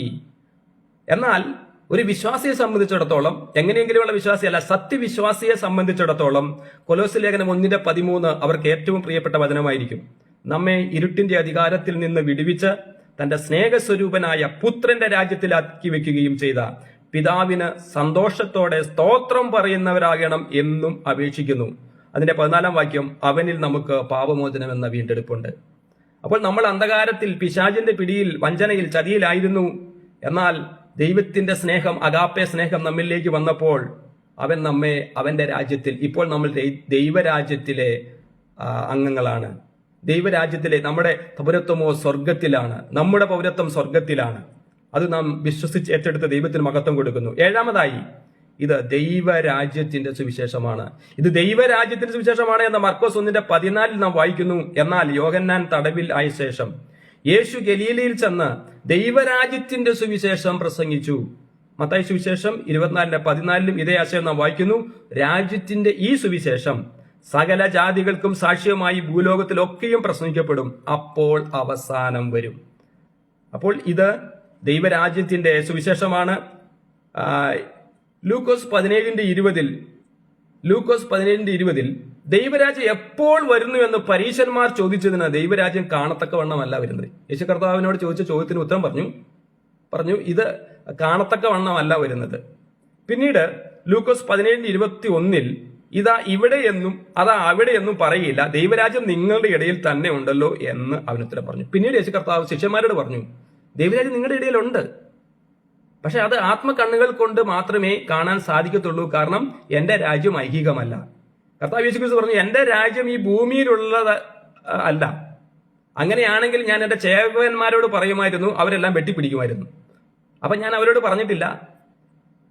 അപ്പൊ അതുകൊണ്ട് എന്റെ രാജ്യം ആത്മീയമാണ് എന്നുള്ള കാര്യത്തിൽ ഇവിടെ തർക്കമില്ല. വീണ്ടും മത്തായി സുവിശേഷം 12:28 ദൈവാത്മാവിനാൽ ഞാൻ ഭൂതങ്ങളെ പുറത്താക്കുന്നുവെങ്കിലോ ദൈവരാജ്യം നിങ്ങളുടെ അടുക്കൽ വന്നെത്തിയിരിക്കുന്നു സ്പഷ്ടം. അപ്പൊ യേശുക്രിസ്തുവിനെ വിമർശിച്ചിരുന്നു. അപ്പൊ പറഞ്ഞു, നീ ബീൽസെബൂബിന്റെ ആത്മാവിനെ കൊണ്ടാണ്, ഭൂതങ്ങളുടെ തലവനായ ബീൽസെബൂബിന്റെ ആത്മാക്കളെ കൊണ്ടാണ് ഭൂതങ്ങളെ പുറത്താക്കുന്നതെന്ന് പറഞ്ഞപ്പോൾ കർത്താവ് പറയുന്ന ഒരു കാര്യം ഇതാണ്, ഞാൻ ദൈവാത്മാവിലാണ്. ഞാൻ ദൈവാത്മാവിൽ ഭൂതങ്ങളെ പുറത്താക്കുന്നുവെങ്കിൽ ദൈവരാജ്യം നിങ്ങളുടെ ഇടയിൽ വന്നു കഴിഞ്ഞു. വീണ്ടും മത്തായി സുവിശേഷം 16:27 മനുഷ്യപുത്രൻ തന്റെ പിതാവിന്റെ മഹത്വത്തിൽ തന്റെ ദൂതന്മാരുമായി വരും, അപ്പോൾ അവൻ ഓരോരുത്തരും അവന്റെ പ്രവൃത്തിക്ക് തക്കവണ്ണം പകരം ചെയ്യും. അപ്പോൾ മനുഷ്യപുത്രൻ തന്റെ പിതാവിന്റെ മഹത്വത്തിൽ. അപ്പൊ ഇതുമായിട്ട് ബന്ധപ്പെട്ട് യേശു കർത്താവ് വീണ്ടും പറഞ്ഞൊരു കാര്യം ഇതാണ്, ദൈവരാജ്യം ശക്തിയോട് വരുന്നത് കാണുവോളം മരണം ആസ്വദിക്കാത്തവർ ഈ നിൽക്കുന്നവർ ചിലരുണ്ട് എന്ന് ഞാൻ സത്യമായി നിങ്ങളോട് പറയുന്നു. അപ്പൊ ഇവിടെ മരണം, ഒരു ക്രിസ്ത്യാനിയുടെ മരണം ആസ്വാദനമാണ്. ഒരു നിരീശ്വരവാദിയുടെ മരണം എന്ന് പറഞ്ഞാൽ അത് കണ്ടിട്ടുള്ളവരൊക്കെ പറയുന്നത് ഇത്രയ്ക്കും ഭീകരമായൊരു മരണം അവർക്ക് കാണാൻ താല്പര്യമില്ലെന്നാണ് പറയുന്നത്. എന്നാൽ ഒരു ദൈവഭക്തന്റെ മരണം അവൻ അത് ആസ്വദിച്ചു വരിക, അതാണ് മരണം ആസ്വദിക്കുക. കർത്താവ് തന്നെ ക്രൂശിൽ മരണം ആസ്വദിക്കുക ആണെന്ന് പൗലോസ് അപ്പോസ്തലൻ രേഖപ്പെടുത്തിയിട്ടുണ്ട്. അപ്പോൾ ഒരു വിശ്വാസിക്ക് മരണം ആസ്വാദനമാണ്. അപ്പോൾ ഇവിടെ എന്താണ് അതിന്റെ അർത്ഥം? അതായത് ദൈവരാജ്യം ശക്തിയോടെ വരുന്നത് കാണുവോളം മരണം ആസ്വദിക്കാത്തവർ ചിലർ ഈ നിൽക്കുന്നവരിലുണ്ട് എന്ന് ഞാൻ സത്യമായി നിങ്ങളോട് പറയുകയാണ്. അപ്പൊ ഇതിന്റെ അർത്ഥം ഇതെപ്പോൾ നിറവേറി? അത് പെന്തിക്കോസ് നാളിൽ നിറവേറി. അതായത് പെന്തിക്കോസ് നാളിൽ പരിശുദ്ധാത്മാവ് അത് അഗ്നിനാവുകൾ പോലെ ഇറങ്ങി വന്നപ്പോൾ, കൊടിയ കാറ്റടിക്കുന്നത് പോലെ, ഭൂമി കുലുങ്ങിയതുപോലെ അവർക്ക് അനുഭവപ്പെട്ടപ്പോൾ, അത് ദൈവരാജ്യത്തിന്റെ പുതിയ നിയമ വ്യവസ്ഥ പ്രകാരം ദൈവരാജ്യം അവിടെ പുതിയ നിയമസഭ സ്ഥാപിക്കുകയായിരുന്നു. പരിശുദ്ധാത്മാവ് അക്ഷരീകമായി അവിടെ ഇറങ്ങി വരികയായിരുന്നു. അപ്പോൾ അത് അവർ കാണുകയായിരുന്നു. അവർക്ക് കാണുവാനും അനുഭവിക്കാനും എല്ലാം സാധ്യമായ ഒരു സത്യമായിരുന്നു അത്. പ്രൈസ് ദി ലോർഡ്, ദൈവനാമത്തിന് മഹത്വമുണ്ടാകട്ടെ. വീണ്ടും 10-മതായി നാം ചിന്തിക്കുകയാണ്, ഇത് സമാധാന സുവിശേഷമാണ്. ഇത് സമാധാന സുവിശേഷം. എഫേസ്യ ലേഖനം 2:17 അവൻ വന്ന് ദൂരത്തായിരുന്ന നിങ്ങൾക്ക് സമാധാനവും സമീപത്തുള്ളവർക്ക് സമാധാനവും സുവിശേഷിച്ചു. ഇതുമായിട്ടുള്ള ബന്ധത്തിൽ മത്തായി സുവിശേഷം 30:34 ഞാൻ ഭൂമിയിൽ സമാധാനം വരുത്തുവാൻ വന്നു എന്ന് നിരൂപിക്കരുത്, സമാധാനമല്ല വാൾ അത്രേ വരുത്തുവാൻ ഞാൻ വന്നത്. അത് യേശുക്രിസ്തു വന്നതും പോയതും തമ്മിലുള്ള ഒരു വ്യത്യാസമാണ് നമ്മളിവിടെ കാണുന്നത്. വന്നത് എന്തിനു വേണ്ടിയ കഥ പറയാം, ഞാൻ ഭൂമിയെ സമാധാനമല്ല കൊണ്ടുവന്നത്. കാരണം എന്താണെന്ന് ചോദിച്ചു കഴിഞ്ഞാൽ ഇതിന്റെ അക്ഷരാർത്ഥമല്ല. എന്നാൽ ഈ അക്ഷരം കൊല്ലുന്നു, ആത്മാവ് ജീവിപ്പിക്കുന്നു. 2 കൊരിന്ത്യർ 3:6 പറയാം, അക്ഷരം കൊല്ലും, ആത്മാവ് ജീവിപ്പിക്കും. അക്ഷരാർത്ഥമൊക്കെ എടുത്ത് ആരെങ്കിലും പോയി കഴിഞ്ഞാൽ അവർക്ക് ഇതൊന്നും മനസ്സിലാകത്തില്ല. അപ്പോൾ ഇതിന്റെ ആത്മീയ അർത്ഥം എന്താണ്? യേശു കർത്താവ് വന്നത് ലോകത്തിലുള്ള മനുഷ്യർക്ക് സമാധാനം നൽകുവാനല്ല, തന്നിൽ വിശ്വസിക്കുന്നവർക്ക്, തന്റെ വചനം ഏറ്റെടുത്ത് അനുസരിക്കുന്നവർക്ക് മഹാസമാധാനമുണ്ട്. അപ്പോൾ ഭൂമിയിൽ മുഴുവൻ സമാധാനം കൊണ്ടുവരാൻ വന്നതല്ല. അതായത് യേശു കർത്താവ് ഞാൻ വാളത്രേ കൊണ്ടുവന്നത്. കാരണം ഒരു കുടുംബത്തിൽ യേശു കർത്താവിനെ അറിഞ്ഞവരും അറിയാത്തവരും തമ്മിൽ എപ്പോഴും വാക്കേറ്റവും ഉപദ്രവവും എല്ലാം ഉണ്ടായിരിക്കും. അപ്പൊ അതാണ് അതിന്റെ അർത്ഥം. യേശുക്രിസ്തുവിനെ അറിഞ്ഞവരും അറിയാത്തവരും തമ്മിൽ അജഗജാന്തര വ്യത്യാസം ഉണ്ടായിരിക്കും. വീണ്ടും യേശു കർത്താവ് പോയപ്പോൾ പറഞ്ഞൊരു കാര്യം ഇതാണ്. സമാധാനവുമായി ബന്ധപ്പെട്ട് യേശു കർത്താവ് പോകുമ്പോൾ പറഞ്ഞൊരു കാര്യം ഇതാണ്. യോഹന്നാൻ 14:27 സമാധാനം ഞാൻ നിങ്ങൾക്ക് തന്നേച്ചു പോകുന്നു. അപ്പൊ വന്നപ്പോൾ എന്താണ്? സമാധാനം വരുത്താൻ അല്ല വന്നതെന്ന് പറഞ്ഞു. പോകുമ്പോൾ പറയുകയാണ്, ഇതാ സമാധാനം ഞാൻ നിങ്ങൾക്ക് തന്നേച്ചു പോകുന്നു, എന്റെ സമാധാനം ഞാൻ നിങ്ങൾക്ക് തരുന്നു, ലോകം തരുന്നത് പോലെയല്ല. ലോകം തരുന്ന സമാധാനം അത് ഇന്ന് സമാധാനമാണെങ്കിൽ നാളെ യുദ്ധമായിരിക്കും. യുദ്ധവും സമാധാനവും യുദ്ധവും അങ്ങനെയൊക്കെയാണ്. എന്നാൽ യേശു കർത്താവ് നമുക്ക് യുദ്ധമുണ്ട്, പോരാട്ടമുണ്ട്, അത് അന്ധകാര പൈശാചിക ശക്തികളോടാണ്. എന്നാലും ഇതിലോ നിങ്ങളുടെ ഹൃദയം കലങ്ങരുത്, ഭ്രമിക്കുകയും അരുത്. പരിശുദ്ധാത്മാവ് നമ്മിലേക്ക് വരുമ്പോൾ അത് സംഭവിക്കത്തില്ല, ഹൃദയം കലങ്ങത്തില്ല, നമ്മൾ ഭ്രമിക്കത്തില്ല. പ്രൈസ് ഗോഡ്, ദൈവനാമത്തിന് മഹത്വം ഉണ്ടാകട്ടെ. വീണ്ടും 11-ാമതായി നമ്മൾ ചിന്തിക്കുന്നു, ഇത് ദൈവകൃപയുടെ സുവിശേഷമാണ്. ഇത് ദൈവകൃപയുടെ സുവിശേഷമാണ്. അപ്പസ്തോല പ്രവൃത്തികൾ 20:24 എങ്കിലും ഞാൻ എന്റെ പ്രാണനെ വിലയേറിയതായി എണ്ണുന്നില്ല, എന്റെ ഓട്ടവും ദൈവകൃപയുടെ സുവിശേഷത്തിന് സാക്ഷ്യം പറയേണ്ടതിന് കർത്താവായ യേശു തന്ന ശുശ്രൂഷയും തികയ്ക്കണം എന്നേ ഉള്ളൂ. എഫെസ്യർ 2:8 ഇതുമായിട്ടുള്ള ബന്ധത്തിൽ പറയുകയാണ്, കൃപയാലല്ലോ നിങ്ങൾ വിശ്വാസം മൂലം രക്ഷിക്കപ്പെട്ടിരിക്കുന്നത്, നിങ്ങൾ കാരണമല്ല, ദൈവത്തിന്റെ ദാനം അത്രേ ആകുന്നു. അപ്പോൾ എന്താണ് ദൈവകൃപ? അപ്പോൾ ദൈവത്തിന് കൃപാസനമുണ്ട്, ദൈവത്തിന് കൃപാസനമുണ്ട്, മാതാവിന് കൃപാസനമില്ല. എന്നാൽ ഇന്ന് കൃപാസനത്തിലേക്ക് ആളുകൾ അനേകരെ ആകർഷിക്കപ്പെടുന്നുണ്ട്. മാതാവിന്റെ കൃപാസനം മാതാവ് എന്ന് പറയുന്നത്. അപ്പൊ ഇന്ന് ഞാൻ ഒരു വീഡിയോയിൽ കണ്ടു, ഈ റോമൻ കത്തോലിക്കരുടെ ഇടയിൽ തന്നെ കൃപാസനത്തിനെതിരെ, അതെങ്കിൽ കൃപാസനത്തില് അവിടെ വിഗ്രഹാരാധനയാണെന്ന് പറഞ്ഞ് റോമിലേക്ക് പരാതി അയച്ചിരിക്കുകയാണ്. അതായത് പുറത്തുനിന്നുള്ള ഒരാളല്ല, അതായത് റോമൻ കത്തോലിക്ക സഭയിലുള്ള ഒരു സഹോദരനാണ്. ആ സഹോദരന് ഇതിനെതിരായിട്ടൊക്കെ വീഡിയോ ചെയ്യുന്ന സഹോദരനാണ്. ആ സഹോദരൻ അവരുടെ റോമിലേക്ക് അവരുടെ ആചാരാനുഷ്ഠാനങ്ങൾ തെറ്റാണ് എന്ന് പറഞ്ഞുകൊണ്ട് ആ സഹോദരൻ ഒരു വീഡിയോയിൽ പറഞ്ഞിരിക്കുകയാണ്. അപ്പോൾ ഇവിടെ ഞാൻ പറയുകയായിരുന്നു, അപ്പോൾ കൃപാസനമുള്ളതിന് മാതാവിനല്ല, കൃപാസനമുള്ള പിതാവിനാണ്. അപ്പോൾ ദൈവത്തിന്റെ കൃപാസനത്തിൽ നിന്ന്, പിതാവിന്റെ കൃപാസനത്തിൽ നിന്ന് താഴ്മയുള്ള ഹൃദയങ്ങളിലേക്ക് ഒഴുകിയെത്തുന്ന ദൈവസ്നേഹമാണ് ദൈവകൃപ. വേറൊരർത്ഥത്തിൽ പറഞ്ഞാൽ നമുക്ക് അർഹതയില്ലാത്ത ഒന്ന് നൽകുന്ന ആളിന്റെ കരുണ കൊണ്ട് നമുക്ക് ലഭിക്കുന്നതാണ് കൃപ. അപ്പോൾ ഈ കൃപയുടെ സുവിശേഷം, ഇന്ന് കൃപയുടെ സുവിശേഷം എന്ന് ഈ സുവിശേഷത്തിന്റെ ഒരു ഭാഗം അടർത്തി മാറ്റിക്കൊണ്ട് ഒരു വിഭാഗം ആളുകൾ ദുരുപദേശം പ്രസംഗിക്കുന്നുണ്ട്. കൃപയുടെ സുവിശേഷം, ഗോസ്പൽ ഓഫ് ഗ്രേസ് എന്ന് പറഞ്ഞ ചില ആളുകൾ, ഗ്ലോറിയസ് ഗോസ്പൽ എന്ന് പറഞ്ഞിട്ട് വേറൊരു കൂട്ടം ആളുകൾ, അവര് ഈ സുവിശേഷത്തിന്റെ ഒരു വശം മാത്രം എടുത്തുകൊണ്ടാണ് അവർ സംസാരിക്കുന്നത്. അവർ പറയുന്ന അവരുടെ ദുരുപദേശങ്ങളാണ്. എന്നാൽ ഇത് മുഴുവനും പറയണം. ഇത് കൃപയുടെ സുവിശേഷം എന്നോ അല്ലെങ്കിൽ ഈ ഗ്ലോറിയസ് ഗോസ്പൽ എന്നും മാത്രം എടുത്ത് പറയുന്നതിലല്ല, ഇത് എല്ലാ വശവും, സുവിശേഷത്തിന്റെ എല്ലാ വശവും നമ്മൾ എടുത്ത് പരിശുദ്ധാത്മാവിൽ തന്നെ നമ്മൾ അത് പ്രസംഗിക്കുമ്പോഴാണ് നമ്മൾ ദൈവകൃപയിൽ നിൽക്കുന്നത്. അപ്പോൾ വീണ്ടും 12-ാമതായി നമ്മൾ ചിന്തിക്കുന്നു, ഇത് സൗജന്യ സുവിശേഷമാണ്. ഇത് സൗജന്യ സുവിശേഷമാണ് എന്ന് 2 കൊരിന്ത്യർ 11:7 അല്ലെങ്കിൽ ഞാൻ ദൈവത്തിന്റെ സുവിശേഷം നിങ്ങൾക്ക് സൗജന്യമായി പ്രസംഗിച്ചുകൊണ്ട് നിങ്ങൾ ഉയരേണ്ടതിന് എന്നെ തന്നെ താഴ്ത്തുകയാൽ പാപം ചെയ്തു. മത്തായി സുവിശേഷം 10:8 സൗജന്യമായി നിങ്ങൾക്ക് ലഭിച്ചു, സൗജന്യമായി കൊടുപ്പിൻ. ഒരു പുരോഹിതൻ അദ്ദേഹത്തിന്റെ പ്രസംഗം ഞാൻ കേൾക്കാനിട വന്ന് ഞാനത് സേവ് ചെയ്ത് വെച്ചിട്ടുണ്ട്. അദ്ദേഹം പറയാണ്, ഞങ്ങൾ എന്ത് പ്രാർത്ഥിച്ചാലും എവിടെ പ്രാർത്ഥിച്ചാലും കഴിയുന്നത്ര പ്രാർത്ഥനകളിലല്ല, ഞങ്ങൾ പൈസ വാങ്ങും. അപ്പോൾ ഒരു പൈസ വാങ്ങുന്നു, പ്രാർത്ഥിക്കുന്നു. അപ്പൊ പ്രാർത്ഥനാ തൊഴിലാളികളാണ്. എന്നാൽ ദൈവത്തിന്റെ വചനം പറയുകയാണ് അങ്ങനെ പാടില്ല. ദൈവത്തിന്റെ വചനം പറയുക എന്താണ്? സൗജന്യമായി ലഭിച്ചു, സൗജന്യമായി കൊടുക്കുക. അപ്പോൾ ഒരു സത്യസഭയെ നമുക്ക് എങ്ങനെ തിരിച്ചറിയാം? അവിടെ എല്ലാ ശുശ്രൂഷകളും സൗജന്യമായി കൊടുക്കുന്നതായിരിക്കും. അവിടെ പണത്തിനൊന്നും വാങ്ങലും കൊടുക്കലൊന്നുമില്ല. വീണ്ടും 13-ാമതായി ഇത് ദരിദ്രരോടുള്ള സുവിശേഷമാണ്. യേശു കർത്താവ് പറഞ്ഞു, മത്തായി സുവിശേഷം 11:4 യേശു അവരോട്, കുരുടൻ കാണുന്നു, മുടന്തർ നടക്കുന്നു, കുഷ്ഠരോഗികൾ ശുദ്ധരായി തീരുന്നു, ചെകിടർ കേൾക്കുന്നു, മരിച്ചവർ ദരിദ്രരോട് സുവിശേഷം അറിയിക്കുന്നു. അപ്പൊ ദരിദ്രരാണ് കൂടുതലും ഈ സുവിശേഷത്തെ സ്വീകരിക്കുക. ഇതുമായിട്ടുള്ള ബന്ധത്തിൽ മത്തായി സുവിശേഷം 19:24 ധനവാൻ സ്വർഗരാജ്യത്തിൽ കടക്കുന്നതിനേക്കാൾ ഒട്ടകം സൂചിക്കുഴിയിലൂടെ കടക്കുന്നത് എളുപ്പമെന്ന് ഞാൻ നിങ്ങളോട് പറയുന്നു എന്ന് പറയുന്നു. കാരണം ധനവാനെ സംബന്ധിച്ചിടത്തോളം അവന്റെ സ്വർഗം ഇവിടെയാണ്. അവന് വലിയ കഷ്ടതകളൊന്നുമില്ല. അവന് വല്ല പ്രശ്നങ്ങളും പ്രതിസന്ധികളും ഒക്കെ പണം കൊടുത്ത് അവൻ പലതും നേടും മനുഷ്യനാണ്. പണം കൊടുത്ത് പലതും നേടും മനുഷ്യനെന്ന് പറഞ്ഞൊരു പാട്ടുണ്ട്. അപ്പൊ അതുകൊണ്ട് തന്നെ അവന് ദൈവത്തെക്കുറിച്ചോ സ്വർഗത്തെക്കുറിച്ചോ നരകത്തെക്കുറിച്ചോ ഒന്നും ചിന്തിക്കാൻ അവന് സമയമില്ല. വീണ്ടും നമുക്ക് ഇത് 14-ാമതായി മാനസാന്തരപ്പെടുന്നവർക്കുള്ള സുവിശേഷമാണ്. മാനസാന്തരപ്പെടുന്നതിനുള്ളവർക്കുള്ള സുവിശേഷം. അത് മർക്കോസ് 1:15 കാലം തികഞ്ഞു, ദൈവരാജ്യം സമീപിച്ചിരിക്കുന്നു, മാനസാന്തരപ്പെട്ട് സുവിശേഷത്തിൽ വിശ്വസിപ്പിൻ എന്ന് പറഞ്ഞു. അപ്പൊ മെറ്റനോയ്യ എന്നുള്ളൊരു വാക്കാണ് മാനസാന്തരം എന്നുള്ളതിന്റെ അതിന്റെ ഗ്രീക്ക് വേർഡ്. മെറ്റനോയ്യ എന്ന് പറഞ്ഞാൽ മനം മാറ്റം, മനസ്സു മാറുക. അപ്പോൾ കാലം തികഞ്ഞു, ദൈവരാജ്യം സമീപിച്ചിരിക്കുന്നു, മാനസാന്തരപ്പെട്ടിട്ട് വേണം സുവിശേഷത്തിൽ വിശ്വസിക്കുക. എന്നാൽ അനേകരും ഈ ഒരു മനസാന്തരമില്ല, സുവിശേഷത്തിൽ വിശ്വസിക്കുന്നുണ്ട്, യേശുവിൽ വിശ്വസിക്കുന്നുണ്ട്, പക്ഷെ എന്തില്ല, വീണ്ടും ജനിച്ചിട്ടില്ല, പരിശുദ്ധാത്മാഭിഷേകം അവർ പ്രാപിച്ചിട്ടില്ല. അപ്പോൾ പിന്നെ എന്താണ്, യേശുവിൽ വിശ്വസിക്കുന്നു. അപ്പൊ അതുകൊണ്ട് വലിയ പ്രയോജനം. യേശുവിൽ വിശ്വസിച്ചുകൊണ്ട് വിശ്വസിച്ചോ, അതിനപ്പുറം എന്താണ്, അനുസരിക്കാൻ നമ്മൾ തയ്യാറാണ്. അപ്പോസ്തല പ്രവൃത്തികൾ 3:19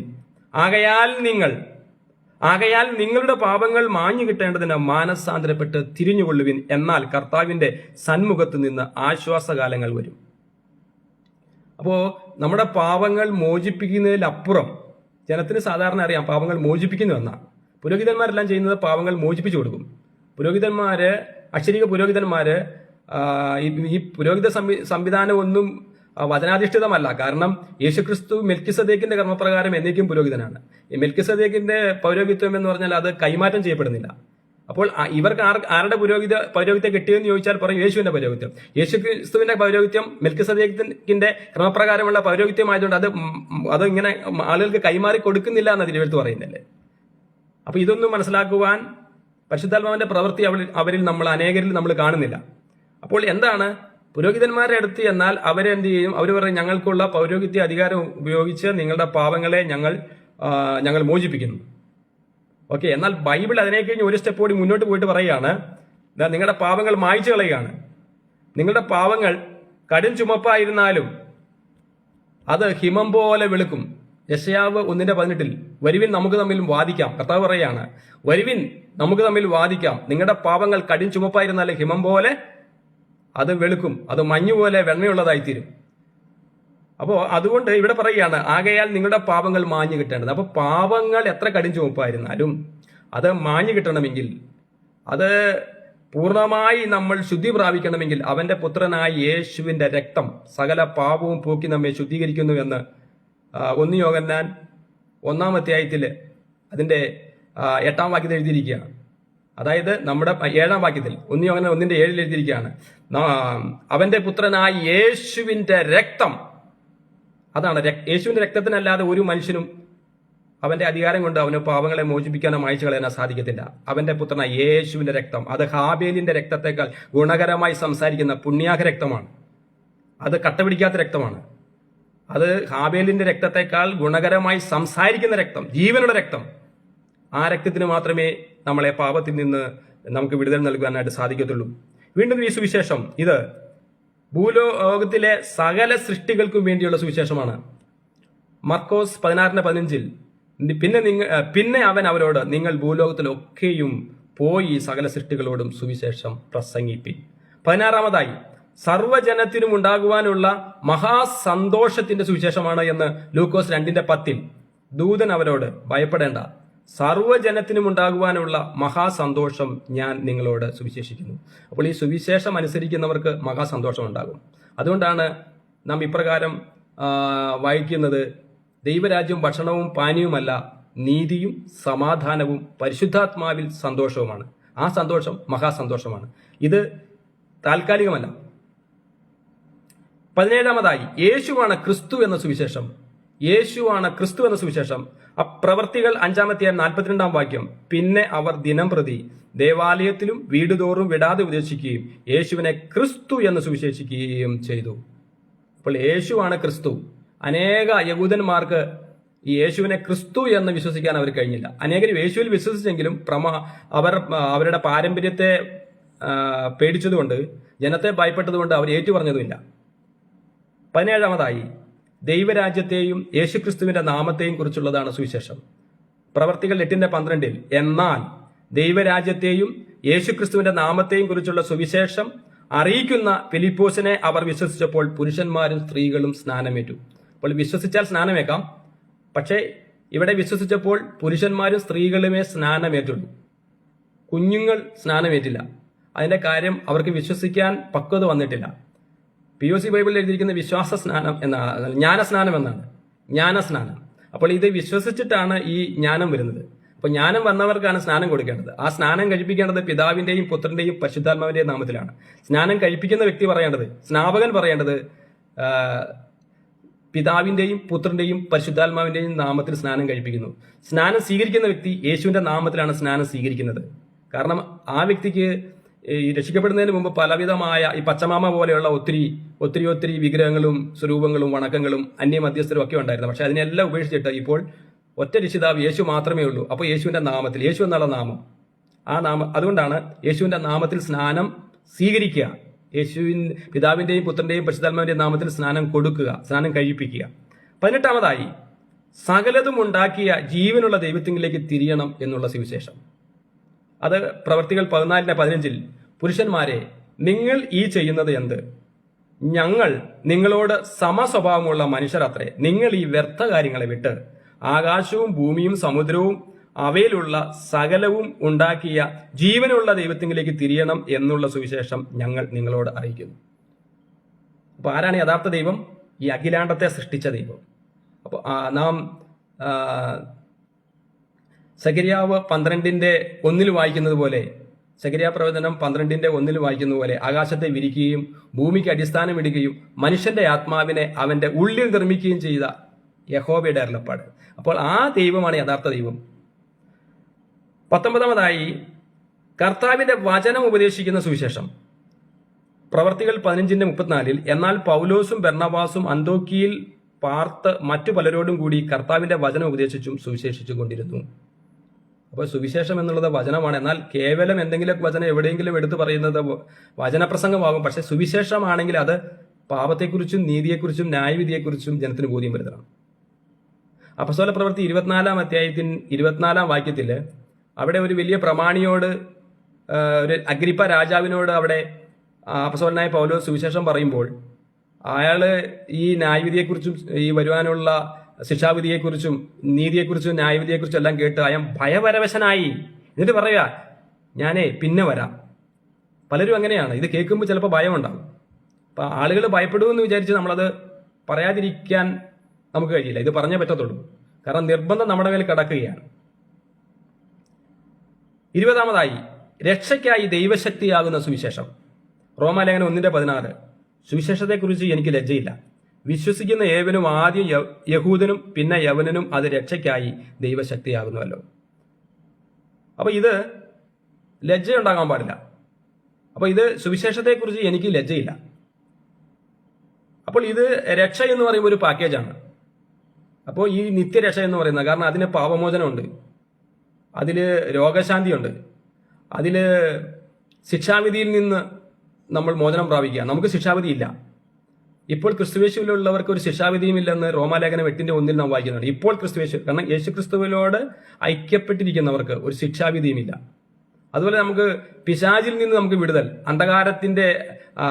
അന്ധകാരത്തിൽ നിന്ന് തന്റെ അത്ഭുത പ്രകാശത്തിലേക്ക് നമ്മെ വിളിച്ചിരിക്കുക. നമ്മൾ മുന്നമേ ഇരുളായിരുന്നു, എന്നാൽ നമ്മൾ ഇരുട്ടിന്റെ അധികാരത്തിൽ നിന്ന് വിടുവിച്ച് സ്വപുത്രന്റെ രാജ്യത്തിലാക്കി നമ്മളെ വെച്ചിരിക്കുകയാണ്. അപ്പോൾ അതുകൊണ്ട് നമുക്ക് ഇതൊരു വലിയ പാക്കേജാണ്. 22-ാമതായി നശിച്ചു പോകുന്നവർക്ക് മറഞ്ഞിരിക്കുന്ന സുവിശേഷം. 2 കൊരിന്ത്യർ 4:3 എന്നാൽ ഞങ്ങളുടെ സുവിശേഷം മറഞ്ഞിരിക്കുന്നുവെങ്കിൽ നശിച്ചു പോകുന്നവർക്ക് അത്രേ മറഞ്ഞിരിക്കുന്നത്. എന്നാൽ നശിച്ചു പോകുക എന്ന് പറഞ്ഞാൽ നരകത്തിലേക്കാണ് പോകുന്നത്. നരകത്തിലേക്ക് പോയാൽ പിന്നെ അവിടെ നിത്യാഗ്നിയാണ്. ചില ആര് പറയാറുണ്ട് ഈ നിത്യനരകമൊന്നുമില്ല.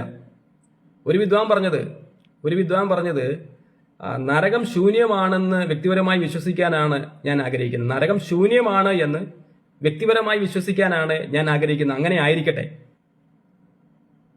അപ്പോൾ ആ വിദ്വാന് ഇപ്പൊ ജീവിച്ചിരിപ്പില്ല. ഇത് പറഞ്ഞ വിദ്വാൻ ഇപ്പൊ ജീവിച്ചിരിപ്പില്ല. അപ്പോൾ ആ വിദ്വാൻ അങ്ങനെ പറഞ്ഞു. എന്നാൽ യേശു കർത്താവ് പറഞ്ഞത് എന്താണ്? വളരെ വ്യക്തമായിട്ട് യേശു കർത്താവ് പറഞ്ഞത് എന്താണ്? നിങ്ങളുടെ വലങ്കണ്ണ് നിങ്ങൾക്ക് പാപകേതുവാണെങ്കിൽ അതിനെ ചൂഴ്ന്നെടുത്ത് കളയുക. നിങ്ങളുടെ വലം കൈയാണെങ്കിൽ അത് ചൂഴ്ന്നെടുത്ത് കളയുക. അപ്പോൾ നീ ഒരവയവങ്ങൾ, നീ എല്ലാ അവയവങ്ങളോടും കൂടെ നരകത്തിൽ പോകുന്നതിനേക്കാൾ നല്ലത് ഒരവയവമില്ലാതെ സ്വർഗത്തിൽ പോകുന്നത്. അപ്പൊ നരകമില്ലെങ്കിൽ കർത്താവ് ഇത് പറയേണ്ട കാര്യമുണ്ട്. ഇനി നരകമില്ലെങ്കിൽ കർത്താവ് ഇത്രമാത്രം ത്യാഗം സഹിച്ച് കാൽവരി ക്രൂശിൽ ഈ അടിയെല്ലാം കൊണ്ട്, ഈ പഴിയും ദുഷിയും നിന്നയും പരിഹാസവും എല്ലാം ഏറ്റുകൊണ്ട് കർത്താവ് കാൽവരി ക്രൂശിൽ ഏകബലിയായി മനുഷ്യരെ വീണ്ടെടുക്കേണ്ട വല്ല കാര്യം ഉണ്ടായിരുന്നോ? ഇതൊന്നും ചിന്തിക്കുവാൻ ഇവരുടെ ഈ പറയുന്ന മനുഷ്യരുടെ, ഈ പണ്ഡിതന്മാരെന്ന് പറയുന്ന വലിയ എന്താ പറയുക തെറ്റാവരം ഉണ്ടെന്നൊക്കെ പറയുന്ന വിദ്വാൻമാർക്ക് ഇതൊന്നും ചിന്തിക്കുവാനായിട്ട് സാധിക്കുന്നില്ല. കാരണം എന്താണ്? ഇവിടെ പറയുന്നുണ്ട്, അത് നശിച്ചു പോകുന്നവർക്ക് മറിഞ്ഞിരിക്കുന്നു, സുവിശേഷം മറിഞ്ഞിരിക്കുക. എന്നാൽ ഞങ്ങളുടെ സുവിശേഷം മറിഞ്ഞിരിക്കുന്നുവെങ്കിൽ നശിച്ചു പോകുന്നവർക്ക് അത്രേ മറിഞ്ഞിരിക്കുക, സുവിശേഷം മറിഞ്ഞിരിക്കുക, അതിന്റെ പ്രകാശനം ലഭിക്കുന്നില്ല. 23-ാമതായി വേറൊരു സുവിശേഷം. അപ്പോൾ എല്ലാത്തിനും ഡ്യൂപ്ലിക്കേറ്റ് ഉണ്ട്. ദൈവത്തിന്റെ ഒരു വിപരീതമുണ്ട്, അത് പിശാച്, അത് സാത്താൻ. അപ്പോൾ സുവിശേഷത്തിനും ഇപ്പൊ നമുക്ക് ഇവിടെ നാട്ടിൽ നല്ല കറൻസി ഉണ്ടെങ്കിൽ കള്ളനോട്ടും ഉണ്ട്. അപ്പോൾ 2 കൊരിന്ത്യർ 11:4 നമ്മെ പ്രബോധിപ്പിക്കുന്ന ഇങ്ങനെയാണ്: ഒരുത്തൻ വന്ന് ഞങ്ങൾ പ്രസംഗിക്കാത്ത മറ്റൊരു യേശുവിനെ പ്രസംഗിക്കുകയോ നിങ്ങൾക്ക് ലഭിക്കാത്ത വേറൊരു ആത്മാവെങ്കിലും നിങ്ങൾ കൈക്കൊള്ളാത്ത വേറൊരു സുവിശേഷമെങ്കിലും ലഭിക്കുകയോ ചെയ്യുമ്പോൾ നിങ്ങൾ പൊറുക്കുന്നത് ആശ്ചര്യം. ഗലാത്യ 1:6 ക്രിസ്തുവിന്റെ കൃപയാൽ നിങ്ങളെ വിളിച്ചവനെ വിട്ട് നിങ്ങൾ ഇത്ര വേഗത്തിൽ വേറൊരു സുവിശേഷത്തിലേക്ക് മറിയുന്നത് കൊണ്ട് ഞാൻ ആശ്ചര്യപ്പെടുന്നു. അപ്പോൾ ഒരു വിദ്വാൻ പറഞ്ഞ ഇതാണ്. ഒരു വിദ്വാൻ ഇങ്ങനെ പറഞ്ഞു: സ്വർഗസ്ഥനായ ഞങ്ങളുടെ പിതാവേ എന്നുള്ള പ്രാർത്ഥന, അതിൽ ഒരു വാക്ക് അദ്ദേഹം അങ്ങ് മാറ്റി. അപ്പൊ ലോകത്തിലെ ഒരു വലിയ നേതാവാ. അപ്പൊ ആ നേതാവായിരുന്നു ഇദ്ദേഹം ചെയ്തത്. സ്വർഗസ്ഥനായ ഞങ്ങളുടെ പിതാവേ എന്നുള്ള പ്രാർത്ഥനയിൽ അത് ഞങ്ങളെ പ്രലോഭനത്തിലേക്ക് നയിക്കരുതേ എന്നുള്ളത് എന്ത് ചെയ്തു? പ്രലോഭനത്തിൽ ഞങ്ങളെ ഉപേക്ഷിക്കരുതേ എന്നുള്ളത് അങ്ങനെയാക്കി മാറ്റി. ഒരു വിദ്വാൻ ചെയ്ത പണിയാണ്. എന്നാൽ ദൈവത്തിന്റെ വചനം പറയുകയാണ്, ദൈവത്തിന്റെ വചനത്തോട് കൂട്ടുകയോ കുറയ്ക്കുകയോ ചെയ്യരുത്. ഇത് പഴയ നിയമം ഹീബ്രുവിലും പുതിയ നിയമം ഗ്രീക്കിലും എഴുതിയിരിക്കുന്നു. ഇനി തർജ്ജമയിൽ ഏതെങ്കിലും വന്ന തർജ്ജമയിൽ, അതായത് അതിന്റെ ഒറിജിനൽ ഭാഷയിൽ, നമ്മുടെ പ്രാദേശിക ഭാഷയിലൂടെ തർജ്ജമ ചെയ്തിട്ടുണ്ടെങ്കിൽ അതിൽ എന്തെങ്കിലും തെറ്റ് വന്നിട്ടുണ്ടെങ്കിൽ ആ തെറ്റ് നമുക്ക് തിരുത്താം. അല്ലാതെ ദൈവത്തിന്റെ വചനത്തോട് കൂട്ടാനോ കുറയ്ക്കാനോ പാടില്ല. അങ്ങനെ ചെയ്യുന്നത് വലിയ ശാപമാണെന്ന് തിരുവെഴുത്ത് പറയുന്നത്. അപ്പൊ വിദ്വാൻ പറഞ്ഞത്, സ്വവർഗ ദമ്പതികളെ വിവാഹ കൂദാശയ്ക്കായി തെറ്റിദ്ധരിക്കാത്ത തരത്തിലുള്ള അനുഗ്രഹങ്ങൾ നൽകാൻ പുരോഹിതർക്ക് അനുമതി നൽകി. അപ്പോ ദൈവജനത്തിൽ നാം കാണുന്നത് ഈ സ്വവർഗാനുരാഗികൾ അല്ലെങ്കിൽ അസ്വർഗ വിവാഹം കഴിച്ചവര്. അപ്പോൾ അവരെ ശരിക്ക് അത് പാപമാണ്, അങ്ങനെ ചെയ്യാൻ പാടില്ല. സ്വവർഗ വിവാഹത്തിൽ ഒരിക്കലും ബൈബിൾ പ്രോത്സാഹിപ്പിക്കുന്നില്ല. കാരണം അത് പാപം എന്ന് തന്നെയാണ് പറയുന്നത്. അപ്പോൾ അങ്ങനെയുള്ളവരെ അവർക്ക് അങ്ങനെ അനുഗ്രഹിച്ചു പ്രാർത്ഥിക്കാം എന്നൊക്കെ പറയുമ്പോൾ അതും ദൈവവചനത്തിന് വിപരീതമാകുന്നു എന്ന് അനേക വിമർശകർ. അപ്പൊ ഇങ്ങനെയൊക്കെ ഇതൊക്കെ പറയുന്നവരോർക്ക് അതിന്റെ വിമർശകരാണ് ഇതെല്ലാം കണ്ടുപിടിക്കുന്നത്. അപ്പൊ അവരെ വിമർശിക്കുന്നത് വെറുതെ അല്ല, അവര് വചനത്തിന്റെ അടിസ്ഥാനത്തിലാണ് ഇക്കാര്യങ്ങൾ വിളിച്ചു പറയുന്നത്.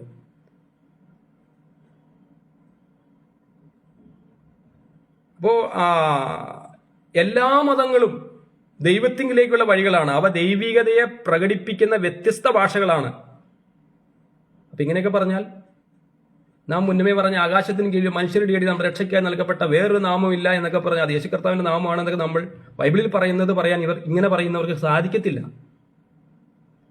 24-ാമതായി വിപരീത സുവിശേഷം.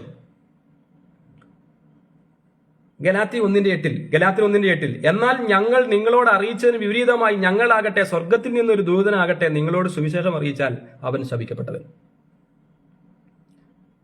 ഇപ്പൊ എന്റെ അടുത്ത് മാതാവ് പ്രത്യക്ഷപ്പെട്ടു വരാമെന്ന് വിചാരിച്ചു. മാതാവ് അങ്ങനെ പല സ്ഥലങ്ങളിൽ പ്രത്യക്ഷപ്പെട്ടതായിട്ട് പലരും പറയുന്നുണ്ട്.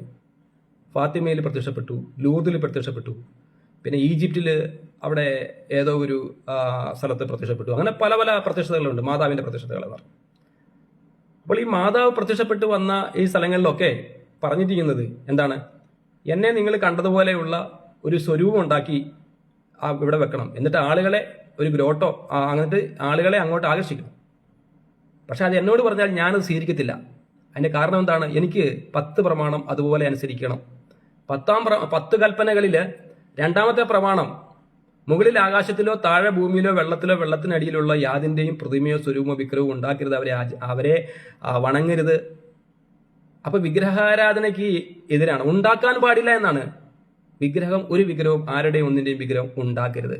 അപ്പൊ ഇത് എനിക്ക് അറിയാവുന്നതുകൊണ്ടും ഞാനത് പാലിക്കുന്നതുകൊണ്ടും ഇത്തരത്തിൽ മാതാവ് ഈ വചനത്തിന്റെ, അപ്പൊ ഈ വചനം എന്താ പറയുന്നത്? എന്നാൽ ഞങ്ങൾ നിങ്ങളോട് അറിയിച്ചിരിക്കുന്നതിന് വിപരീതമായി ഞങ്ങളാകട്ടെ സ്വർഗത്തിൽ നിന്ന് ദൂതനാകട്ടെ നിങ്ങളോട് സുവിശേഷം അറിയിച്ചാൽ അവൻ ശപിക്കപ്പെട്ടവൻ. അപ്പൊ ഈ വചനം എൻ്റെ ഉള്ളിലുള്ളതുകൊണ്ട് എൻ്റെ അടുത്ത് ഇത്തരത്തിലുള്ള വേറൊരു സുവിശേഷമായി ഏതെങ്കിലും ദൈവത്തിന്റെ ദൂതനോ വന്നാൽ വചനാധിഷ്ഠിതമല്ലാത്ത കാര്യം പറഞ്ഞാൽ, വചനത്തിന് ഒത്തുപോകുന്ന കാര്യങ്ങൾ പറഞ്ഞാൽ, വചനത്തിലുള്ള കാര്യങ്ങൾ പറഞ്ഞ് സ്വീകരിക്കാം. പക്ഷെ ഇല്ലാത്ത കാര്യങ്ങൾ പറഞ്ഞാൽ അതിനെ നമ്മൾ തള്ളിക്കളയുകയാണ് ചെയ്യുന്നത്. അതിന്റെ വചനം ഇതാണ്. 25-ാമതായി മനുഷ്യരുടെ രഹസ്യങ്ങളെ ന്യായം വിധിക്കുന്ന സുവിശേഷം. അപ്പൊ ഈ സുവിശേഷമാണ് മനുഷ്യനെ ന്യായം വിധിക്കുന്നത്. റോമലേഖനം 2:16 ദൈവം യേശുക്രിസ്തു മുഖാന്തരം മനുഷ്യരുടെ രഹസ്യങ്ങളെ എന്റെ സുവിശേഷ പ്രകാരം ന്യായം വിധിക്കുന്ന നാളിൽ തന്നെ. അപ്പൊ അപ്പസ്തലനായ പൗലോസ് പറയുന്നത് എന്റെ സുവിശേഷം. അപ്പൊ അദ്ദേഹം പ്രസംഗിക്കുന്ന സുവിശേഷമാണ്. ഇപ്പൊ ഞാൻ പ്രസംഗിക്കുമ്പോൾ അത് എന്റെ സുവിശേഷമാകുന്നു. കാരണം ഇത് സുവിശേഷം യേശുവിന്റെയാണ്, നമുക്കറിയാം. സുവിശേഷം ദൈവത്തിന്റെയാണ്, നാം ചിന്തിച്ചു കഴിഞ്ഞു. എന്നാൽ എന്റെ സുവിശേഷം എന്നൊക്കെ പറയുന്നത് കാരണം ഇത് ഞാൻ പ്രസംഗിക്കുന്നത് കൊണ്ട്. കാരണം ഞാൻ പ്രസംഗിക്കുന്നത് എന്റെ സ്വന്തമായ ആശയങ്ങളല്ല, എന്റെ സ്വന്തമായ ആശയങ്ങൾ. കാരണം എനിക്ക് വെളിപ്പെടുത്തി തന്നതും എനിക്ക് സത്യമെന്ന് തോന്നുന്നതും മായ കാര്യങ്ങൾ മാത്രമാണ് ഞാൻ പറയുക. അപ്പോൾ ഇവിടെ പറയുകയാണ്. അതുപോലെ തന്നെ യോഹന്നാൻ 12:48 യേശു കർത്താവ് പറഞ്ഞ കാര്യം ഇതാണ്. ന്യായവിധിയുമായി ബന്ധപ്പെട്ട്, ശിക്ഷാവിധിയുമായി ബന്ധപ്പെട്ട് എന്റെ വചനം കൈക്കൊള്ളാതെ എന്നെ തള്ളിക്കളയുന്നവനെ ന്യായം വിധിക്കുന്നവരുണ്ട്. ഞാൻ സംസാരിച്ച വചനം തന്നെ ഒടുക്കത്തെ നാളിൽ അവനെ ന്യായം വിധിക്കും. ഞാൻ സ്വയമായി സംസാരിച്ചതല്ല. യേശു കർത്താവ് പോലും പറയുന്നത് ഞാൻ സ്വയമായി സംസാരിച്ചതല്ല, പിതാവ് എനിക്ക് കാണിച്ചു തന്നതുപോലെ, പിതാവ് എന്നോട് സംസാരിച്ചതുപോലെയാണ് ഞാൻ ചെയ്യുന്നതും ഞാൻ കേൾക്കുന്നതും ചെയ്യുന്നതും. അപ്പോൾ മനുഷ്യനെ ന്യായം വിധിക്കുന്നത് ദൈവത്തിന്റെ വചനമാണ്. അപ്പം നമ്മളെ ന്യായം വിധിക്കുന്നത് പുതിയ നിയമത്തിലെ വചനമാണ്. നമ്മളെ ന്യായം വിധിക്കുന്നത്, പുതിയ നിയമ വിശ്വാസികളെ ന്യായം വിധിക്കുന്നത് പുതിയ നിയമത്തിലെ ദൈവത്തിന്റെ വചനമാണ്. അപ്പോൾ ഒന്ന് തെറ്റിയാൽ നമ്മൾ ഔട്ടാ. കാരണം വചനമുണ്ട്. യാക്കോബ് ലേഖനം 1-ാം അധ്യായത്തിന്റെ യാക്കോബ് ലേഖനം അതിന്റെ 1-ാം അധ്യായത്തിൽ 10-ാം വാക്യത്തിൽ പറയുന്നു, ഒരുവൻ ന്യായപ്രമാണം മുഴുവനും അനുസരിച്ച് നടന്നിട്ടും ഒന്നിൽ തെറ്റിയാൽ അവൻ സകലത്തിലും കുറ്റക്കാരനാകും. ഇത് ആരുടെ ന്യായപ്രമാണമാണ്? മോശയുടെ ന്യായപ്രമാണമുണ്ട്, ശരിയാണ്. പക്ഷേ പുതിയ നിയമത്തിൽ ക്രിസ്തുവിന്റെ ന്യായപ്രമാണമാണ്. ഗലാത്യ ലേഖനം 6:2 വാക്യത്തിൽ പറയുന്നുണ്ട്, ക്രിസ്തുവിന്റെ ന്യായപ്രമാണം നിവർത്തിപ്പിൻ. അപ്പൊ ക്രിസ്തുവിന്റെ ന്യായപ്രമാണം അത് പുതിയ നിയമം. അപ്പോൾ ആ പുതിയ നിയമം എന്റെ വചനം കൈക്കൊള്ളാതെ എന്നെ തള്ളിക്കളയുന്നവനെ ന്യായം വിധിക്കുന്നവനുണ്ട്. ഞാൻ സംസാരിച്ച വചനം തന്നെ ഒടുക്കത്തെ നാളിൽ അവനെ ന്യായം വിധിക്കും. 26-ാമതായി ജാതികളെ ക്രിസ്തുയേശുവിൽ കൂട്ടവകാശികളും ഏക ശരീരസ്ഥരും വാഗ്ദത്തങ്ങളിൽ പങ്കാളികളുമാക്കുന്ന സുവിശേഷം. എഫെസി 3:6 അതോ ജാതികൾ സുവിശേഷത്താൽ ക്രിസ്തുയേശുവിൽ കൂട്ടവകാശികളും ഏക ശരീരസ്ഥരും വാഗ്ദത്തങ്ങളിൽ പങ്കാളികളും ആകണം എന്നുള്ളത് തന്നെ. നാമൊക്കെ ജാതികളായിരുന്നു. നാം ഒന്നും ക്രിസ്ത്യാനിയായി ജനിച്ച് അല്ലെങ്കിൽ വല്യപ്പന്റെ ഒക്കെ കാലത്തോ അല്ലെങ്കിൽ ഏതെങ്കിലും തലമുറയിലാണ് ഇവർ ക്രിസ്തുവിശ്വാസം സ്വീകരിച്ചു. എന്നാൽ അടിസ്ഥാനപരമായി ഇന്ത്യയിലുള്ളവരെല്ലാവരും തന്നെ ഏതെങ്കിലും ജാതികളിൽപ്പെട്ടവരായിരുന്നു. പക്ഷേ ഈ ജാതികളിൽപ്പെട്ടവരുടെ ഒരു എന്തായിരുന്നു, ഇവിടെ ജാതീയതയുണ്ട്. അപ്പോൾ വലിയ ജാതിക്കാരനും ചെറിയ ജാതിക്കാരനും. അപ്പോൾ ഈ മേൽജാതിക്കാരൻ കീഴ്ജാതിക്കാരൻ എന്നൊരു വ്യത്യാസമുണ്ട്. അപ്പോൾ ഈ കീഴ്ജാതിക്കാരൻ ഭക്ഷണം ഉണ്ടാക്കിയാലും, അവന് ഭക്ഷണം ഉണ്ടാക്കിയാലും അവന് മേൽജാതിക്കാരന് കൊടുക്കണമെങ്കിൽ നേരിട്ട് വന്ന് കൊടുക്കാൻ പറ്റത്തില്ല. അവനൊരു കമ്പിന്റെ അറ്റത്ത് കെട്ടിയിട്ട് വേണം, ദൂത്ര അകലം പാലിക്കണം അവനോട്. അതിന് കണക്കെല്ലാം ഉണ്ട്. ഓരോ ജാതിയുടെ വലുപ്പം അനുസരിച്ച് കീഴ്ജാതിക്കാരൻ പാലിക്കേണ്ട അകലത്തിനും വ്യത്യാസമുണ്ട്. അവന്റെ നേരെ നോക്കാൻ പാടില്ല. നമുക്കിന്ന് ഏത് മനുഷ്യന്റെയും മുഖത്ത് നോക്കി സംസാരിക്കാം, മുഖത്തോട് കണ്ണി നോക്കി സംസാരിക്കണം എന്നൊക്കെ നമ്മൾ പറയാറുണ്ട്. പക്ഷേ ഈ ജാതി വ്യവസ്ഥ നിലനിന്നിരുന്ന കാലത്ത് ഇതൊന്നും സാധ്യമായിരുന്നില്ല. അവർ മുഖത്ത് നോക്കാൻ പറ്റില്ല, കുനിഞ്ഞു വന്നിട്ട് വേണം സംസാരിക്കാൻ. ഇനി ഇങ്ങനെ നോക്കുമ്പോൾ ചിലരിങ്ങനെ മറച്ചു പിടിച്ചിട്ടാണ് സംസാരിക്കുന്നത്. അപ്പൊ വസ്ത്രം ധരിക്കാൻ സാധിച്ചിട്ടില്ല. അതിന് നല്ല വസ്ത്രം ചില സ്ഥലങ്ങളിൽ പോകാൻ അവർക്ക് കഴിയുമായിരുന്നില്ല, ജാതി വ്യവസ്ഥ. അതുപോലെ തന്നെ വിദ്യാഭ്യാസം അത് മേൽജാതിക്കാരുടെ മാത്രമേ ഉള്ളായിരുന്നു. വേദം, അതായത് വേദങ്ങൾ അത് വലിയമാരുടെ ആയിരുന്നു. അത് ഹൈകാസ്റ്റിന്റെയാണ് ഈ വേദങ്ങൾ. കാരണം ഈ താഴ്ന്ന ജാതിയിലുള്ളവൻ വേദം കേട്ടാൽ അവന്റെ ചെവിയിൽ ഈയം ഉരുക്കി ഒഴിക്കണം. ഈയം അത് വെറും തമാശ പറയുന്നതല്ല, അങ്ങനെയൊക്കെ ഇവിടെ സംഭവിച്ച കാര്യങ്ങളാണ്. അപ്പോൾ ഇതുപോലെ ജാതി വ്യവസ്ഥ ഉണ്ടായിരുന്ന ഈ ദേശങ്ങളിലെല്ലാം ഈ ക്രിസ്തുവിന്റെ സ്നേഹമാണ് അവരെ ഒരു കർത്തൃമേശയിലേക്ക് കൊണ്ടുവന്നത്. കർത്തൃമേശയിൽ കർത്താവിന്റെ അത്താഴം, അത് അവിടെ വർഗ വർണ്ണ ലിംഗ ഭേദമില്ലാതെ, വ്യത്യാസമില്ലാതെ എല്ലാവരും ഒരു ആത്മാവിനെ പ്രാപിച്ചുകൊണ്ട് ഒരപ്പത്തിൽ നിന്ന് അല്ലെങ്കിൽ ഒരു പാനപാത്രത്തിൽ നിന്ന് അവര് ഒരപ്പത്തിൽ നിന്ന് ഭക്ഷിക്കുകയും ഒരു പാനപാത്രത്തിൽ നിന്ന് കുടിക്കുകയും ചെയ്യുന്ന എത്ര മനോഹരമാണ്. അപ്പോൾ ഈ ഒരു സത്യം അതാണ് ഇവിടെ നാം വായിക്കുന്നത് എഫെസ്യർ 3:6. അതോ ജാതികൾ സുവിശേഷത്താൽ ക്രിസ്തുയേശുവിൽ കൂട്ടവകാശികളും ഏക ശരീരസ്ഥരും വാഗ്ദത്തത്തിൽ പങ്കാളികളുമാകണം എന്നുള്ളത് തന്നെ. അങ്ങനെ ഈ സുവിശേഷം ഇത് സകല ജാതികൾക്കും വേണ്ടിയുള്ള സുവിശേഷമാണെന്ന് നാം ചിന്തിക്കുകയാണ്. സുവിശേഷ വേല ചെയ്യാൻ വാ, നല്ല യജമാന്റെ സേവ ചെയ്യാൻ വാ, സ്ഥാനമാന കൂടുവിട്ട് വാ, നല്ല ശിഷ്യനായി ക്രൂശുമേന്തി വാ. വയലു വിളയണ കാഴ്ച കണ്ടൻ കണ്ണു കുളിരുമ്പോൾ ഞാൻ വചനമോർക്കുന്നു, ദൈവവചനമോർക്കുന്നു. കൊയ്ത്തിന്റെ നാളുകൾ എന്നിൽ വയലു നിറയുന്നു, സ്വർണ്ണ കതിരുകായ്ക്കുന്നു. വെയിലിലും മഴയുമേറ്റ കതിരുവാടുന്നു, വലിയ വയലു പാടുന്നു. സുവിശേഷ വേല ചെയ്യാൻ വാ, നല്ല യജമാന്റെ സേവ ചെയ്യാൻ വാ, സ്ഥാനമാന കൂടുവിട്ട് വാ, നല്ല ശിഷ്യനായി ക്രൂശുമേന്തി വാ. Praise Lord. ദൈവം നമ്മെ എല്ലാവരെയും സ്വർഗത്തിലെ എല്ലാ ആത്മീയ അനുഗ്രഹങ്ങളാലും നടത്തുമാറാകട്ടെ. Praise God.